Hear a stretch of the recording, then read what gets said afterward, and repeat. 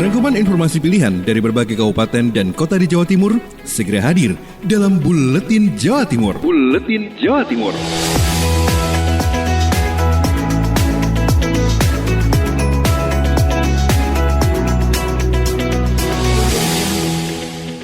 Salam jumpa sahabat, inilah Buletin Jawa Timur edisi hari ini bersama saya Afik Rahardian. Informasi pertama, Billy Patopoy, Suara Sidoarjo mengabarkan masifnya penyebaran COVID-19 menjelang PSBB tahap 3 karena intens dilakukan rapid test. Sahabat, memasuki PSBB tahap ketiga yang berakhir sampai dengan tanggal 8 Juni mendatang, penambahan penyebaran COVID-19 di Kabupaten Sidoarjo semakin tinggi setiap harinya. Hal ini dibenarkan oleh Nur Ahmad Saifuddin, Cak Nur, Wakil Bupati Sidoarjo, saat ditemui di Pendopo Delta Wibawa pada Rabu 27 Mei. Penambahan jumlah pasien di akhir bulan Mei ini hampir menyentuh angka 600 pasien. Akan tetapi hal ini dikarenakan tim gugus tugas penanganan COVID-19 tingkat kabupaten gencar melakukan rapid test. Sampai saat ini rapid test sudah dilaksanakan kepada lebih 10.500 orang. Kemudian dilakukan swab dan banyak terdapat hasil positif. Juga terdapat peningkatan status pasien yang awalnya PDP menjadi positif. Jadi kenaikan itu 60% itu dari peningkatan kelas dari PDP ke positif.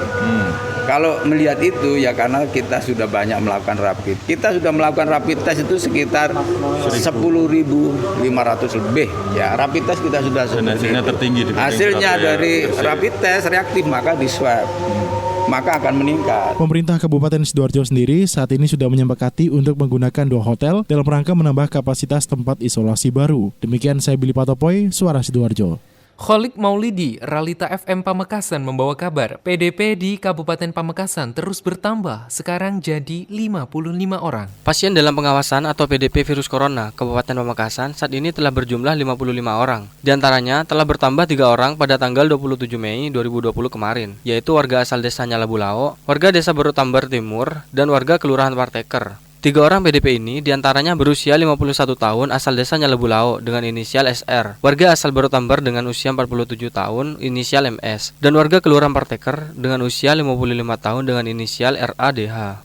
Pasca ditetapkan PDP, SR dan MS langsung diisolasi di Rumah Sakit Umum Daerah Smart Pamekasan, sementara RADH masih diisolasi secara mandiri di rumah. Juru bicara Sigit Priyono mengatakan, saat ini gugus tugas COVID-19 tengah melacak riwayat dan interaksi ketiga warga orang yang baru ditetapkan sebagai PDP tersebut. Berdasarkan standar operasional prosedur atau SOP, semua PDP diswab dan hasilnya baru akan keluar pada 10-15 hari kemudian. Saat ini, Kabupaten Pamekasan ada sebanyak 55 orang PDP. 10 orang diantara mereka meninggal dunia, 30 orang dalam pengawasan, dan 15 orang telah dilakukan pengawasan. Kholik Maulidi, Ralita FM Pamekasan. Informasi selanjutnya, Renata Surya, Suara Ngawi. Usai Lebaran, kepolisian gelar penyekatan kendaraan di Ngawi. Polres Ngawi gelar penyekatan kendaraan di Ngawi usai Lebaran. Penyekatan dilakukan di gerbang tol Ngawi serta jalur arteri perbatasan Jatim Jateng di Mantingan untuk menjaring pemudik yang berniat kembali ke Jakarta. Diki Aryo Yustisyanto Kapolres Ngawi mengatakan kegiatan ini sesuai arahan Kapolri bahwa pasca Lebaran bagi warga yang terlanjur mudik untuk tidak kembali ke Jakarta. Menurutnya arus lalu lintas saat ini terpantau landai, tidak ada penambahan jumlah kendaraan yang signifikan dan indikasi pemudik akan kembali ke Jakarta. Bobi Muhammad Sulfikar, Kasat Lantas Polres Ngawi mengatakan, hingga saat ini baru ada puluhan kendaraan yang diputar balik kembali ke Jawa Timur. Kemungkinan sudah banyak yang mengetahui imbauan untuk tidak kembali ke ibu kota. Demikian, Renata Surya, Suara Ngawi. Akbar Wiana, Belambangan FM Banyuwangi mengabarkan sambut new normal. Pemerintah Kabupaten Banyuwangi bagikan ribuan liter desinfektan dan hand sanitizer di kantor desa, kelurahan, dan kecamatan. Pemkab Banyuwangi membagikan cairan hand sanitizer dan disinfektan ke 217 kantor desa kelurahan dan 25 kecamatan. Bupati Banyuwangi Abdullah Aswar Anas mengatakan pembagian cairan tersebut diharapkan bisa membantu meningkatkan kebersihan dan kesehatan di masing-masing desa dan kecamatan. Dia mengatakan pelayanan di era new normal menempatkan kebersihan dan kesehatan sebagai standar utama. Misalnya, ruang pelayanan didisinfeksi selesai jam kantor atau petugas pelayanan diwajibkan membersihkan diri dan berganti pakaian sebelum pulang. Kelengkapan alat penunjang juga wajib dipastikan seperti pemindai suhu tubuh, sanitasi yang layak, masker hingga pelindung diri bagi petugas. Anas menambahkan gugus tugas COVID-19 Banyuwangi juga telah membagikan lebih dari 500.000 masker kain ke warga pada tahap pertama dan 500.000 masker pada tahap selanjutnya. Langkah tersebut merupakan stimulan menyambut new normal ke depan, di mana semua orang perlu memakai masker termasuk di tempat pelayanan publik. Kepala Dinas Kesehatan Banyuwangi Dr. Wiji Lestariono menambahkan, pembagian hand sanitizer dan disinfektan kepada desa dan kecamatan dibagi 2 tahap. Pertama dibagikan 600 liter lebih hand sanitizer dan 7.000 liter disinfektan. Serta pada tahap kedua, masing-masing desa atau kelurahan dan kecamatan akan mendapatkan tambahan total 7 liter hand sanitizer. Sehingga total untuk semua desa, kelurahan, dan kecamatan di Kabupaten Banyuwangi sejumlah 1.700 liter hand sanitizer. Akbar Wiana, Blambangan FM, Banyuwangi. Robby Wijayanto, Suara Lumajang mengabarkan Bupati resmikan Kampung Tangguh di Desa Banjarwaru. Sebagai bentuk kesiapsiagaan warga dalam mencegah dan memutus rantai penyebaran COVID-19 di Kabupaten Lumajang, Thoriqul Haq Bupati Lumajang didampingi Dandim 0821 Lumajang beserta Kapolres Lumajang dan Yonif 527 Lumajang melaunching Kampung Tangguh di Desa Banjarwaru, Kecamatan Lumajang, Rabu kemarin. Pada kesempatan tersebut, Bupati menyampaikan bahwa program Kampung Tangguh merupakan salah satu program dari pemerintah Provinsi Jawa Timur, serta launching tersebut dilakukan sebagai pilot project yang pertama untuk program Kampung Tangguh di Kabupaten Lumajang.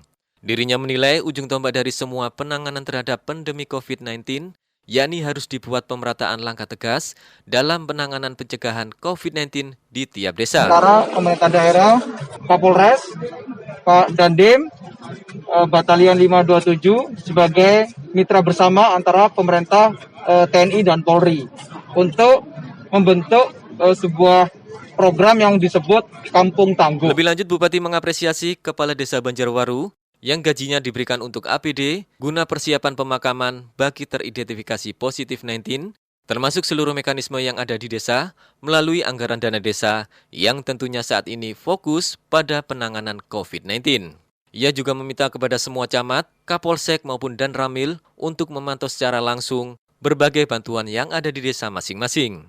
Bobi Wijayanto, Suara Lumajang FM, mengabarkan. Beralih ke Kiki Desilia, Suara Madiun, protokol kesehatan COVID-19 dijalankan pengusaha resto di Kota Madiun. Aturan makan di tempat saat pandemi cukup berjalan baik di Kota Madiun. Protokol kesehatan COVID-19 dijalankan dengan ketat dan tegas. Bahkan pengelola kafe menyiapkan petugas yang berkeliling khusus memberikan peringatan kepada pengunjung yang membandel. Kesadaran dari pengusaha resto dan kafe sendiri akan bahayanya COVID-19 memang sudah tidak diragukan lagi. Sejumlah resto dan kafe di Kota Madiun tidak segan memberikan peringatan kepada setiap pengunjungnya yang melanggar aturan. Selain itu, penerapan protokol kesehatan COVID-19 yaitu pengecekan kesehatan dengan termogan dan aturan physical distancing pada tempat duduk resto juga dilakukan oleh pengusaha resto. Pihaknya juga merasa bersyukur karena sudah bisa mengelola kembali restonya serta dapat menggaji karyawannya lagi. Setelah beberapa bulan ini tidak dapat menjalankan aktivitas usahanya. Kiki Desilia, Suara Madiun. Mardika FM Kota Blitar, Kirana Nisa mengabarkan pelayanan KBMOP atau vasektomi untuk pria di Kota Blitar ditunda selama wabah corona. Dinas Pemberdayaan Perempuan Perlindungan Anak Pengendalian Penduduk dan Keluarga Berencana DP3AP2KB Kota Blitar tetap mengupayakan pelayanan KB berjalan optimal meski untuk jenis MOP atau vasektomi saat ini dihentikan akibat virus corona. Sulistiani, Kepala DP3AP2KB saat dikonfirmasi Rabu 27 Mei 2020 mengatakan KB jenis MOP atau vasektomi untuk pria saat ini belum berjalan. Mengingat akibat wabah corona, sebagian anggaran untuk KB MOP dialihkan untuk penanganan wabah corona. Di sisi lain, pelayanan KB jenis ini di RSUD Mardi Waluyo juga dihentikan sementara. Sulistiani menjelaskan tahun ini target KB MOP di Kota Blitar sebanyak 18 orang sesuai ketetapan yang dibuat pemerintah Provinsi Jawa Timur. Meskipun belum berjalan selama wabah corona, Sulistiani mengaku sampai saat ini telah menjaring 10 calon akseptor KB MOP. Pihaknya juga terus melakukan sosialisasi untuk menjaring calon baru. Selain itu untuk meningkatkan kesertaan ber-KB masyarakat Kota Blitar karena jenis KB lainnya masih berjalan normal. Seperti iut, suntik, MOW, pil, kondom, dan implan bisa didapatkan di 3 puskesmas Kota Blitar. Iya, betul. Iya. Karena kita KB ini kan tidak lepas.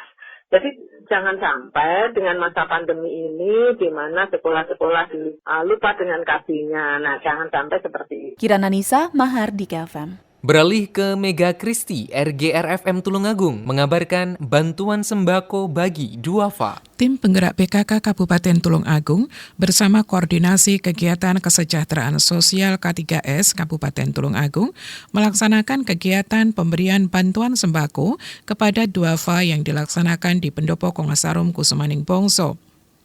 Adapun penerima bantuan secara simbolis sebanyak 19 orang yang mewakili masing-masing kecamatan.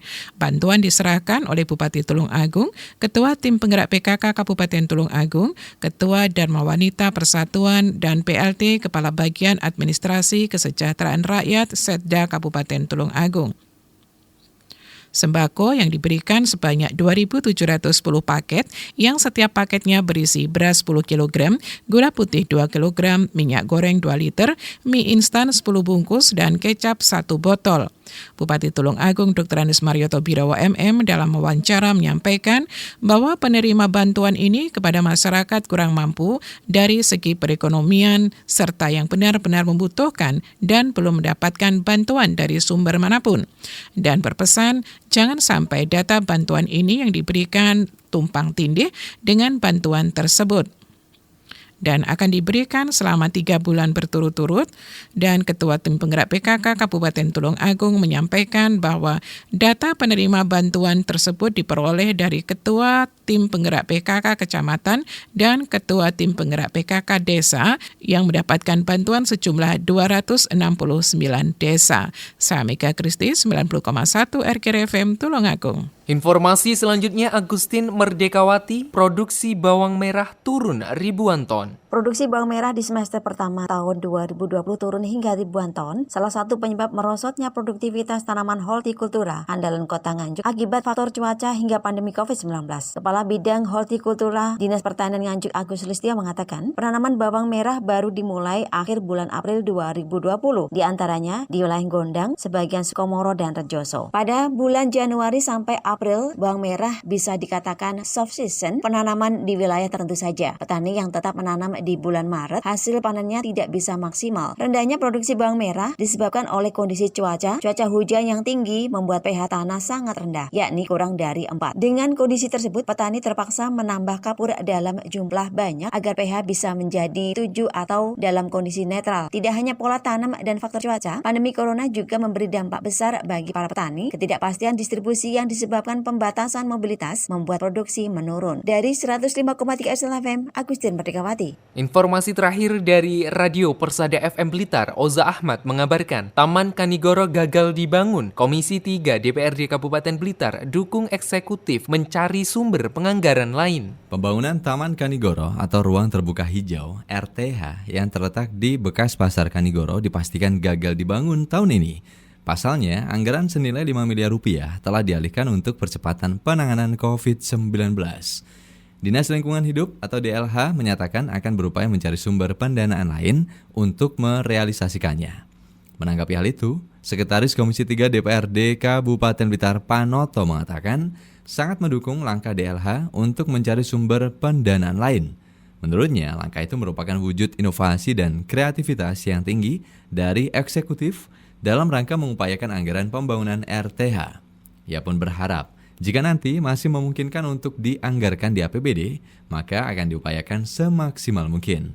Namun, itu baru bisa dilakukan tahun depan, karena saat ini penganggaran masih fokus penanganan COVID-19. Kalaupun kemudian nanti masih memungkinkan melalui anggaran APBD, ya kita upayakan semaksimal mungkin. Namun rasanya kalau misalkan dinas terkait dalam hal ini LH bisa mencari terobosan, saya pikir itu akan jauh lebih bagus lagi. Sebelumnya, Kepala DLH Kabupaten Blitar, Krisna Triatmanto mengatakan pihaknya akan berupaya mengusulkan anggaran ke pemerintah pusat untuk pembangunan RTH tersebut. Langkah itu dilakukan agar penataan kota Kanigoro sebagai ibu kota Kabupaten Blitar segera bisa terwujud. Uzahmat melaporkan. Demikian sahabat Buletin Jawa Timur edisi hari ini, nantikan edisi selanjutnya. Saya Afik Rahardian, sampai jumpa. rangkuman informasi pilihan dari berbagai kabupaten dan kota di Jawa Timur baru saja sahabat dengarkan dalam Buletin Jawa Timur. Buletin Jawa Timur. Buletin Jawa Timur bisa sahabat dengarkan Senin sampai Jumat jam 8 pagi dan 4 sore. Disiarkan serentak di Lembaga Penyiaran Publik Lokal Suara Sidoarjo, Persada Kabupaten Blitar, Mardika Kota Blitar, Ralita Pamekasan, Suara Sampang, Suara Kota Probolinggo, Suara Lumajang, Suara Pasuruan, Blambangan Banyuwangi, Wika Mojokerto, Suara Gresik, Pradia, Suara Tuban, Malawapati Bojonegoro, Ersal Nganjuk, Suara Madiun, Suara Ngawi, Suara Pacitan, Praja Angkasa Trenggalek, dan RGR Tulungagung. Persembahan dari Asosiasi Lembaga Penyiaran Publik Lokal Jawa Timur.